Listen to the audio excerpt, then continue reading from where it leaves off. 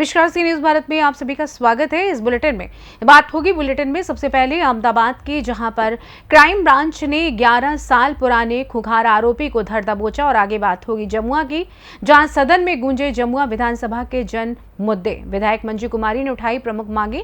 साथ ही बात होगी मधुबनी की, जहां डॉन बॉस्को स्कूल के वार्षिक उत्सव का उद्घाटन डीएम अरविंद कुमार वर्मा ने किया। इन तमाम खबरों पर करेंगे विस्तार से चर्चा। खबर अहमदाबाद से है, जहां क्राइम ब्रांच ने 11 साल पुराने खूंखार आरोपी को दबोचा। अहमदाबाद के वाटवा इलाके में लगभग 11 वर्ष पहले एक रासायनिक फैक्ट्री में सुरक्षा प्रभारी की हत्या कर दी गई थी।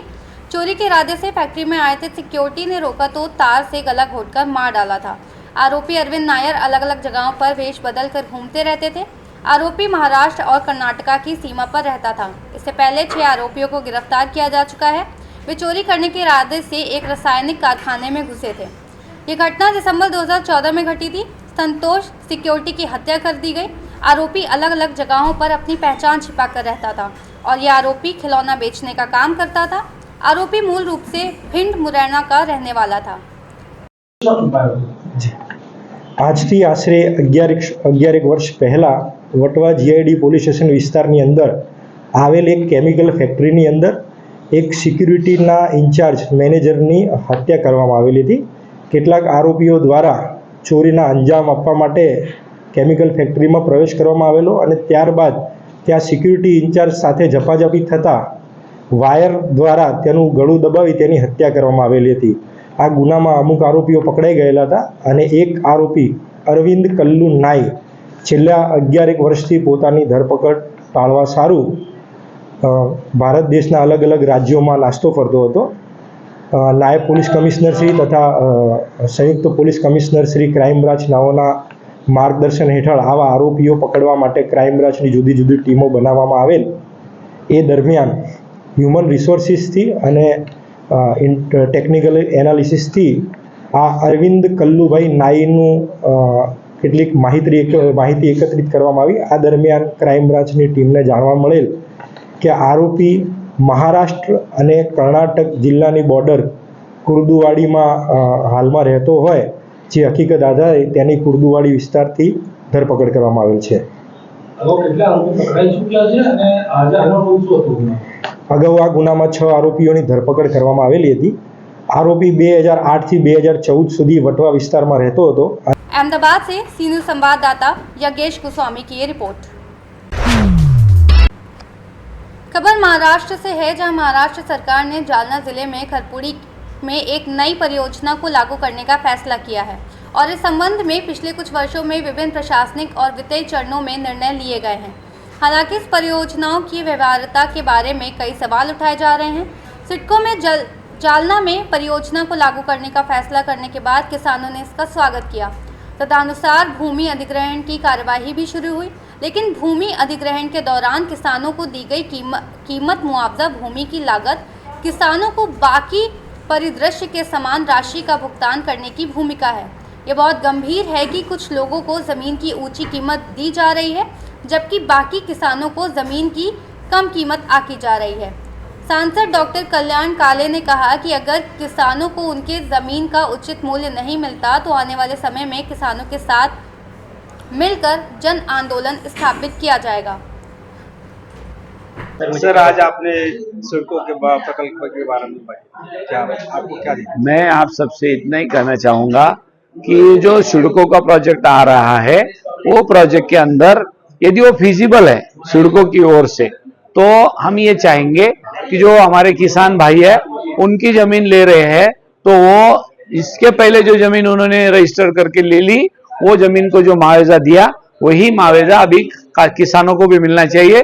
इसलिए मेरी ये मांग रहेंगी कि यदि सड़कों का प्रोजेक्ट लाना है तो हमको अपनी जमीन का रेट सबको एक जैसा देना है, और यदि ना देते तो फिर कास्तकारों की जमीन, किसानों की जमीन उसमें से छोड़ देना चाहिए।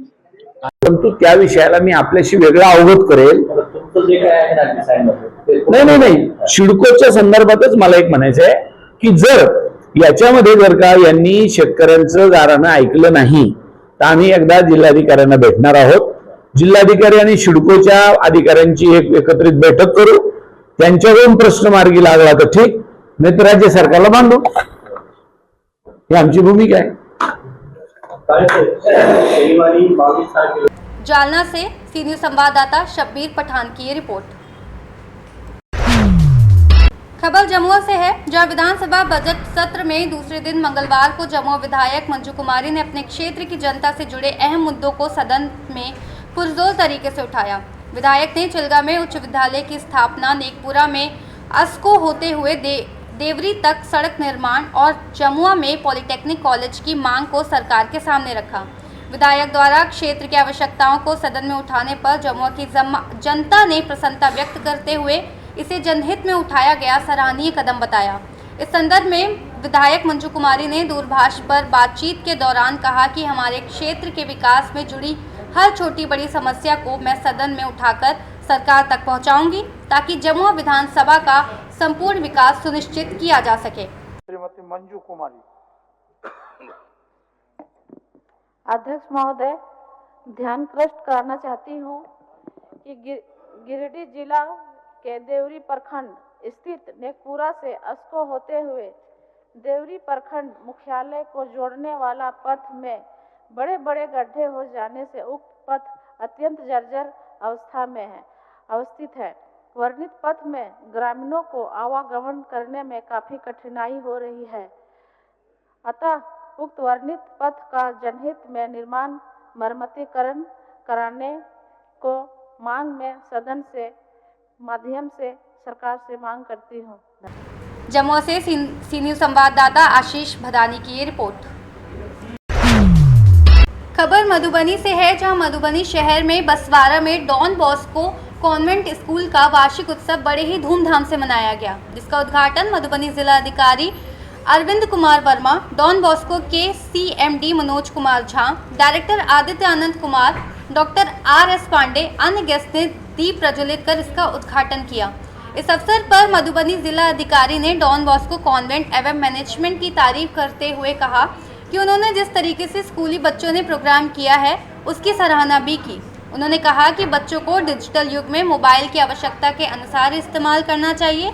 सोशल मीडिया और फेसबुक के दौर में बहुत से बच्चे गलत दिशा की ओर चले जाते हैं। इसके लिए अभिभावक को चाहिए कि वह अपने बच्चों पर सही से निगरानी करें। इस अवसर पर स्कूल के अभिभावक एवं गेस्ट एवं छात्र छात्राएं भी बड़ी संख्या में उपस्थित रहे। आगे क्या कुछ कहा आपको सुनाते हैं। मधुबनी से सीनियर संवाददाता अबू बकर सिद्दीकी की ये रिपोर्ट। खबर रेवा से है, जहां किसानों, मजदूरों और आदिवासियों को न्याय दिलाने के लिए अधिकार यात्रा निकालेगी किसान संघर्ष समिति। कंपनियों द्वारा विंध्य में किसानों, आदिवासियों की जमीनों की लूट को रोकने के लिए सिंगरौली में पक्का मोर्चा लगाया जाएगा। डॉक्टर राम मनोहर लोहिया का 1950 में रीवा में हिंद किसान पंचायत में दिया गया भाषण आज भी किसानों के लिए मार्गदर्शक बना हुआ है, ये कहना है डॉक्टर सुनीलम का। किसान संघर्ष समिति की संभागीय बैठक होटल राज पैलेस रीवा में किसान संघर्ष समिति के कार्यकारी अध्यक्ष इंद्रजीत सिंह शंकु की अध्यक्षता में तथा राष्ट्रीय अध्यक्ष डॉक्टर सुनीलम, राष्ट्रीय प्रवक्ता AD शिव सिंह, प्रदेश सचिव निसार अली आलम अंसारी, शत्रुघ्न यादव की विशेष उपस्थिति में संपन्न हुई। तय किया विंध के अंदर हम लोग, विंध के सभी जिलों के अंदर हम लोग किसान, मजदूर, आदिवासी अधिकार यात्रा करेंगे। सभी जिलों के अंदर ये यात्रा हमारी जाएगी। ये यात्रा मई के महीने में की जाएगी। उसकी तारीख की घोषणा आज अभी और भी साथी हैं, संयुक्त किसान मोर्चे की भी मीटिंग होगी, हम सब लोग मिलकर तय करेंगे। दूसरा, रीवा के अंदर हम एक बड़ी किसान पंचायत करेंगे और सिंगरौली के अंदर हम लोग 8 दिन का पक्का मोर्चा लगाने का काम करेंगे। वहां पर कम से कम 30 परियोजनाएं ऐसी चल रही हैं जहां पर कि अलग अलग कंपनियां आदिवासियों की जमीनें लूट रही हैं। उनको जो प्रक्रिया है, भारत के अंदर एक कानून लागू है, अधिग्रहण का कानून लागू है, जिसके अंदर आपको 70-80% लोगों से सहमति भी लेनी पड़ेगी और बाजार दाम से 4 गुना भी देना पड़ेगा। लेकिन सरकार उसे मानने को तैयार नहीं है। पुलिस के डंडे के जोर पर आदिवासियों को मजबूर किया जा रहा है कि वो अपनी जमीन छोड़ करके चले जाए। अडानी कोल पावर ब्लॉक में मैं गया था, एक वहां पर यार्ड में गया था, तो वहां के आदिवासियों ने बताया कि 1 एकड़ जमीन जबरदस्ती लेके 1900 रुपए महीने का किराया ले लो और ये जमीन एग्रीमेंट करा लिया। रेवा से सी न्यूज संवाददाता अर्जुन की ये रिपोर्ट। खबर श्री गंगानगर से है, जहां कालीबाई भील मेधावी योजना में चयनित जैन कन्या महाविद्यालय की 12 छात्राओं को मिली स्कूटी। श्री आत्मवल्लभ जैन कन्या स्नातकोत्तर महाविद्यालय श्री गंगानगर की कालीबाई भील मेधावी छात्रा में चयनित 12 छात्राओं को स्कूटी मिली है।